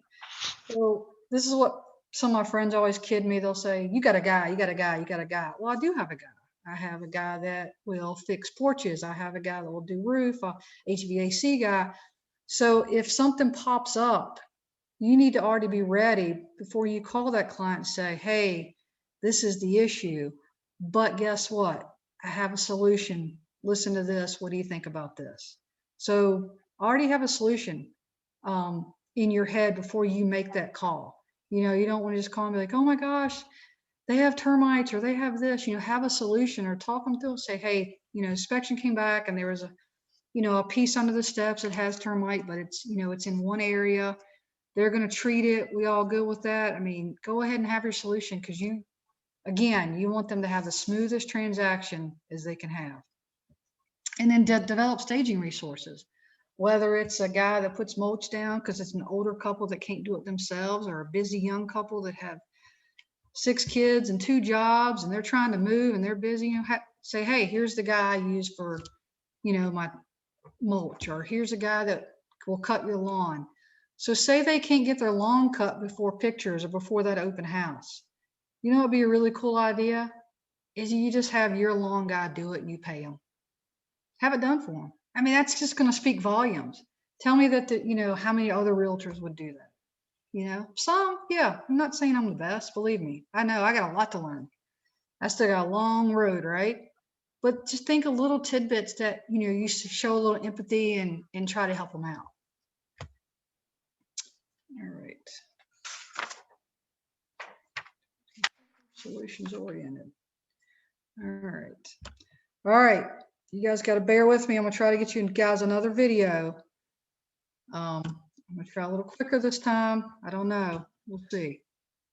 All right. Escape. And let's see what we got. Create a wow experience. Where are we? Wow experience. Where'd my video go? All right. Now,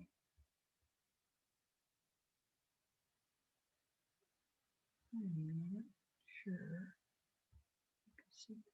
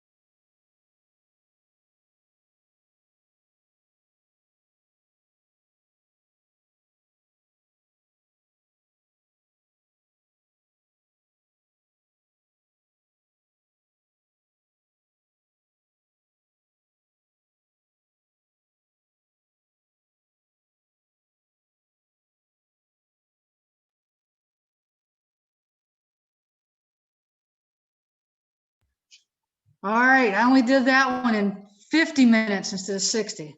Here we go.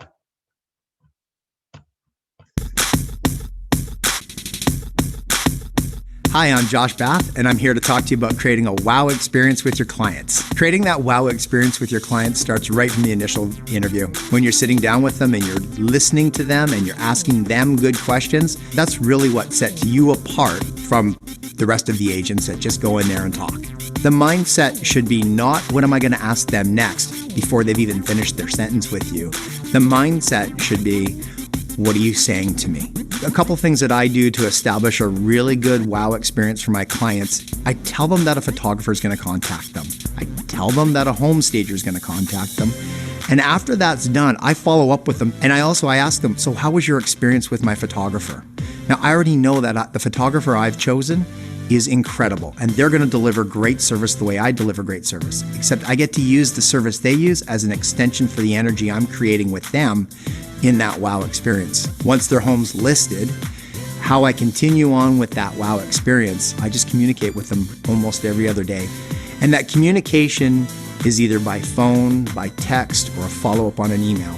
The advice I would give you if you're looking for a place to begin, I'd sit down with a notepad of paper in a quiet place and just start writing out naturally in your mind everything that you do from the moment you've sat in their living room to the moment you've gone back to the office and handed the file to your assistant. How are you communicating with them? What are you doing? These are all incredible steps to communicate back to your seller, because normally they don't know what's going on. And if you're telling them what you're doing, you're helping them remove some of that fear and building confidence and trust in you, which is exactly what creates that wow experience. For people thinking that they need to do something big and as a result never doing anything at all, go back to small. It's not about being over the top and big. Sometimes wow is just following up with them when you said you were going to follow up with them. Or it could just be as simple as paying attention to some of their needs, like they don't have time to cut the grass. Maybe you might hire someone to cut the grass. That'll blow their mind. And for you, you can hire a local neighborhood kid. That doesn't cost very much. Little things like that, though, go a long way for referral business and creating a customer for life and that wow experience.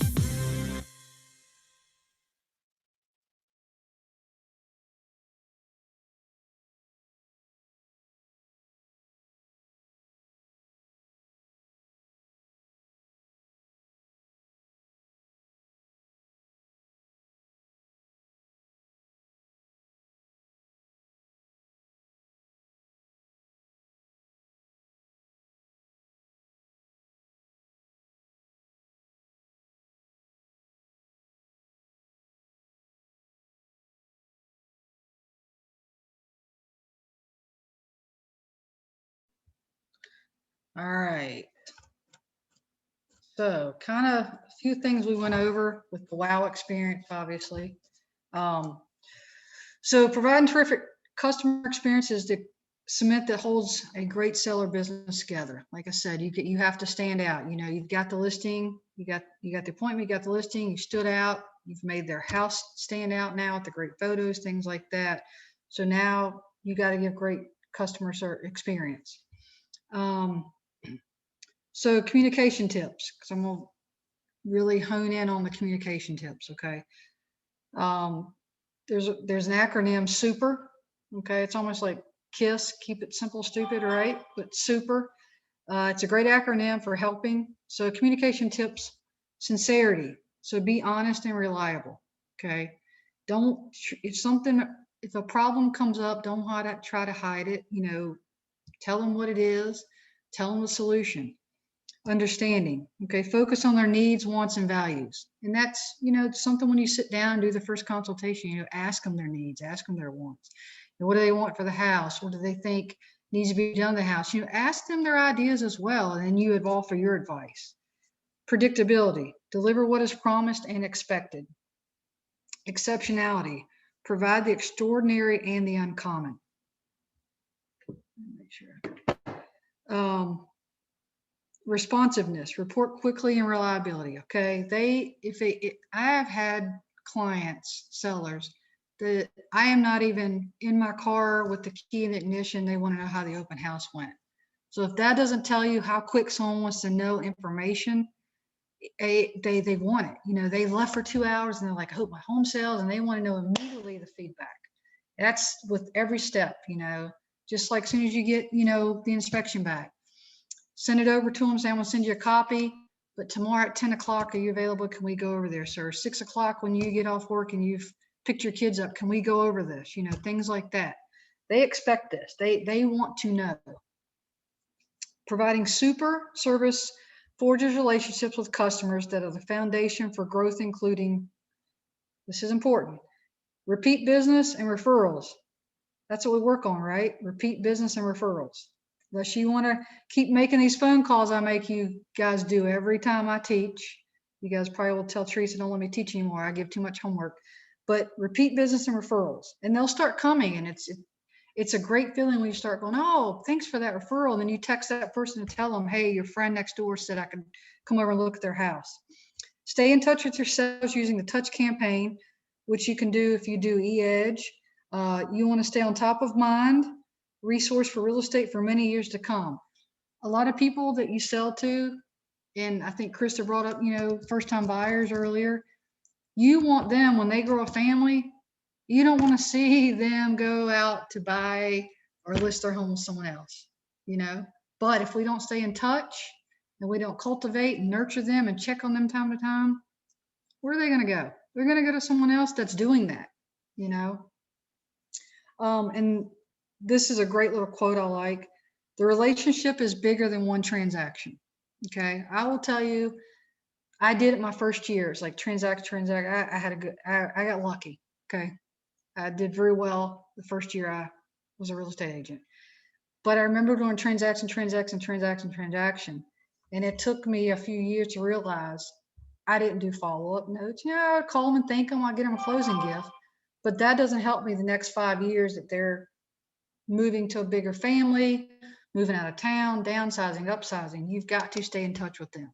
So the relationship is bigger than one transaction. It's not just a transaction. You want that client for life.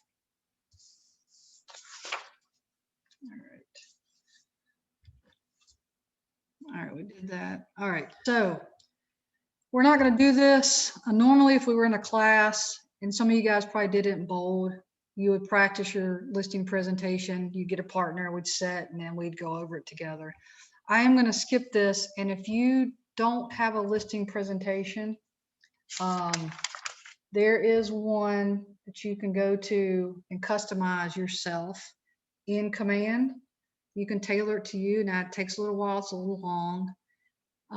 Or Bold gave out listing presentation scripts, and then you can kind of customize that to you. But here's what I'd like you to do. Use your spouse, use your kid, use a friend, use another agent. You can do it over the phone.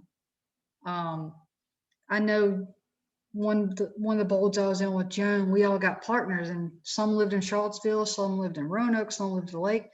You can do it over the phone together, but set it aside that time, because you don't want to be, you know, when you get those calls for car warranties and a recording comes on and you know the lady's reading it to you. You don't want to go into a listing presentation, hold up your papers and read them. You want to go in there like confident, you know this thing like the back of your hand, because if you're confident, they're going to start, you know, believing in you. So practice these scripts. So we're going to skip this for your listing presentation, unless anyone has any questions on listing presentations. All right. So putting it all together, all this jibber jabber that Michelle Vandergrift talked today about. Action plan, prepare for your next class, which I will send that out to you guys. Recall and remember, I am going to do that. From ahas to achievements of the week, and enhance your learning. So I am going to go over recall and remember. So if you will skip to page 30 in your manual, I'm going to ask you, and I want you guys to answer this. We'll sit here to your answer too. So you guys speak up. All right. What are the 3 phases of your listing relationship with the seller?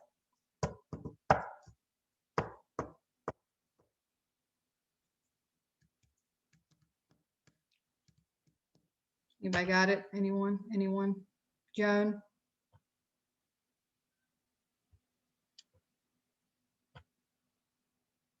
Vanessa, you got any of them?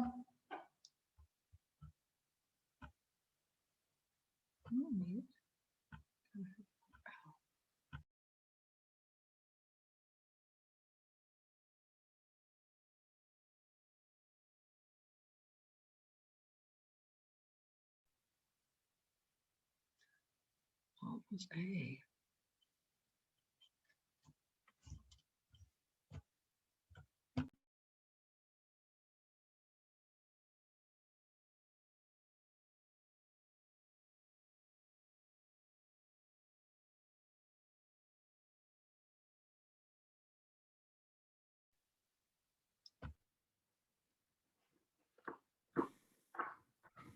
Are we talking about marketing the listing and then staging the property, that type of goal, or?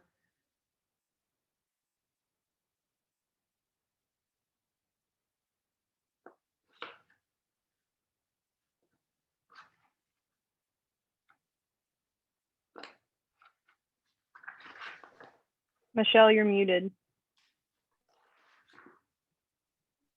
All right, how about now? All right, good. Thank you. Vanessa, you got two of them. You got stage your property, mark the listing. What's the third one?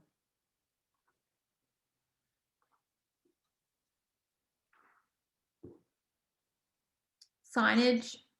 Nope. No. It's another word for talk.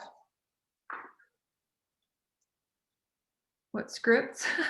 No. Communicate with seller. I'm working my scripts. It's all right. Communicate with seller. the Okay, big one. there we go. So stage your Communicate. property, market your listing, communicate with seller. All right. Why is staging important? I mean, that's shows the home. That's the highlight of the home. Mhm. Right, exactly. Yep, steps to stage a home can make a difference in how a buyer values it and the price a seller might get for it. All right. Why is pricing number one on the 14-point market plan?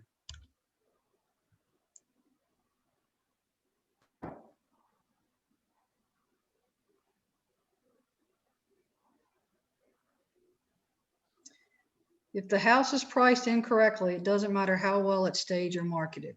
It will probably not sell. And then we went over the 5 elements of the acronym SUPER. Sincerity, understanding, predictability, exceptionality, and the big ones will be responsive. All right.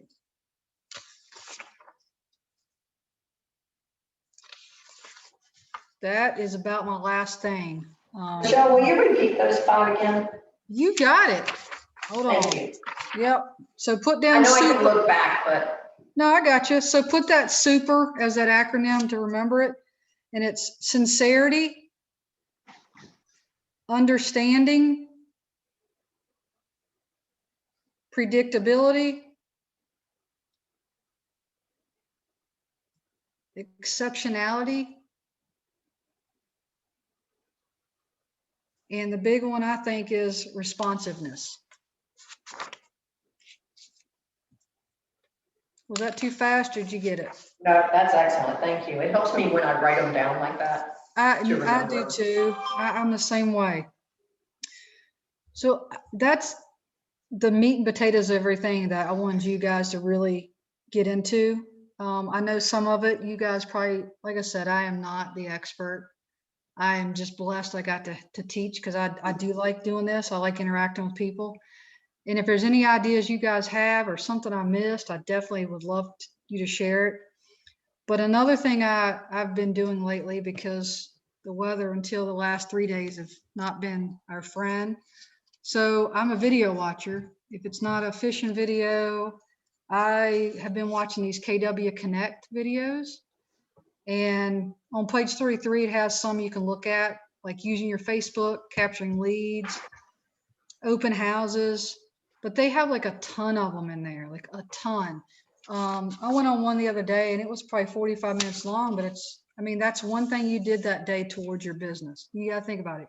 It's your business. I'm gonna probably always bring up tidbits like that, your business, and you have to treat it like your business. So anything to help yourself learn or any ideas from other agents around the country, I'm willing to take it. I mean, I've learned a lot just being in the classes myself. Nick Um, Baldwin, who I don't know what his actual position, I think Shalad told me, but I forgot. He posts a lot of cool videos. He has a YouTube channel, and he Yep. also posts a lot in the Command Your Conversion group on Facebook. But I did one of his classes yesterday, and it was for Facebook ads. And that's how I learned that you can do, when someone responds to your Facebook ad, you can automatically set them up on a smart plan. So you can email them, text them, and you just set it all up, and you don't really have to do much. Okay. But his YouTube channel is just his name, Nick Baldwin. So I'd subscribe to that. There are lots of videos on here, especially if you need help with the tech stuff. Awesome. No, thank you. Like I said, anything you guys can give me, anything to help me. I mean, that's what our culture is here, is to help each other. I'll give you anything that I do and that I know. I appreciate you guys doing the same for me. Michelle, I want to add to that. Thank you, Emma, because I have just recently in the last few days been going through that list that Shalaya has been sending out for us and watching those videos. And some of them are taped and some of them are live. So I try to do them live so that I can ask questions. And then I go back and I see the recorded one. But I had the same thing with a different one. I did David Donaldson, I think was his name, and he's fantastic. So there's some really great resources there. Just when you do have, not that we have a lot of time, but when we get too busy, we forget to go back to our basics, and these things really do help. And I've learned some new things already. We do, Krista. And I'll tell you, back to basics is a great idea. I like that because we are in a market, and I'll probably repeat things other people said. I don't know if it's plagiarism or not. Don't tell on me, because I heard a lot last week in family reunion, and I've never been. Would love to get to go and actually experience it that way, but I learned a lot listening. And it was said last week a dozen times, we're in a market that no one has seen. And now we all feel, because I pressure the heck out of myself. And thank God I have a very supportive spouse that just says, you're just being you right now. But I put a lot of pressure because I don't have my 4 or 5 listings I usually do. And I think we all have the same problem. So we need to definitely go back to basics, treat every client like we're not going to sell it in 2 days, because you don't know how long it's going to last. But no, you're right. You're right, Krista. I appreciate that. Yeah, there's no question about that, Michelle. I'm running through the same thing. The good news is I sold all my other listings, but I only have 1 right now. Yeah, I And just I have have others one. I'm working. My last one closed yesterday. Yeah. But that's a good thing. But we have to remember that, like, I'm trying to dig back through some other people that I realized I've dropped the ball with, and I just need to follow up with them and just have a conversation. And some of them are a year old, but I've got to go back with them and hope they're not with someone else, and just say, hey, where are you? How are things going? Just be kind. Yep, you do. You do. It speaks volumes, because there's a lot of unkind people. And I, love me or hate me, I am not good at acting fake. So people do get the real me. And I think that people like that you work with, so I think that's a great point. You've got to be real with people. Absolutely. And then you have to remember, I'm going in your house and I'm telling you all this stuff to do, but people are dealing with, and that's good to bring up. This is good to bring up your listing presentation. If it's a family that's got 2 kids that have virtual learning and they're shuffled to school 2 days a week and they're home 3 days a week. I mean, I'm very lucky that the days my kids are out of school, they're still young enough they can go back to their daycare, and their daycare actually have teachers that's help with virtual learning, because I don't know, what we would do. It'd be tough. I mean, my sister, she's an agent at Virginia Beach, and her daughter has been on virtual learning till about last month. So she's had to try to sell homes, you know, pick her other son up from private school and then virtual learning with her daughter, and everyone's going through it. So I think those care calls still work because people are still going through it. Anybody else want to add? It doesn't even have to be real estate related. Before I let you guys go, is there anybody else wants to add anything or say anything or ask anything? Now is your time. I think that if anyone has anything specific that they want to do, I know we are going to have productivity again when this ends, so we can do some more basic things. I know Teresa wants me to do a social media class. So, I mean, I just drop your suggestions in our chat and we can work something out. Sounds And good. I'm always here if anyone has any questions with anything I can help with. I know I'm not a realtor, so I don't really know much of that realm, but I can help with social media and marketing and stuff like that. Mhm. Yep. Emma, you are so fabulous because so many of us don't have that skill set to the level in which you do. And never ever say, I'm not a realtor, but because you give us so much. So thank you for that. And Michelle, Oh, thank you. wanted I to really say the same. appreciate that. You bet. And Michelle, I want to tell you the same thing. I know that you've been a police officer for so many years, and I was in education for many years. And so you're doing a great job with this class. And Thank I you. saw your last one too. And when you're an educator, you really care about going through the true process of what the outline is so people can follow it. And I'm telling you, your lesson plan is working, girl. Thank you. I will not tell you that I'm a secret nerd and I sit down and take notes and go over it, but no, thank you. I really do care, and I really want, that feedback. That means a lot because, like I said, my other half is like, oh my God, you're like the biggest secret nerd. They don't know you're sitting here preparing for your class, but yes, but no, thank you. Thank you. That means You a need lot. to be prepared. You can always tell when someone hasn't. Good job. Yes. Thank you. Yeah, Michelle, it was great. Thank you for all your time today. It was Thank you, wonderful. John. I'd like to say one more quick thing. I think Shalai is on the call. And I don't know, at least her little screen is up. But she came out to the Smith Mountain Lake office yesterday. And of course, as normal, we drove her crazy, But she helped Rich, and I was kind of eavesdropping on part of it.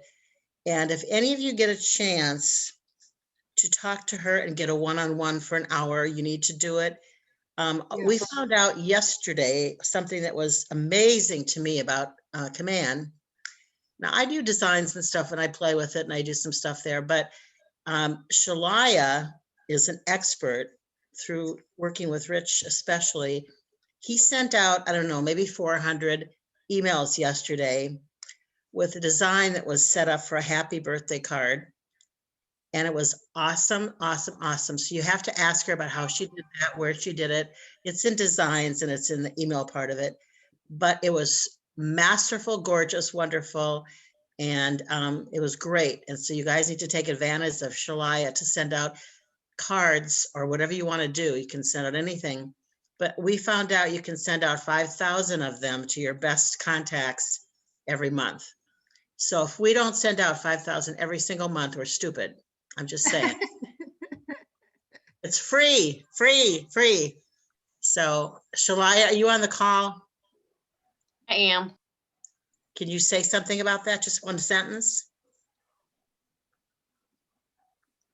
Which part of it? Sorry, I'm multitasking over here. Of course. I was just telling them about what you did with Rich, that really cool birthday card that we can send out 5,000 to our favorite contacts, our 5,000 favorite contacts every month. And if we're not using it, we're just not being smart about it.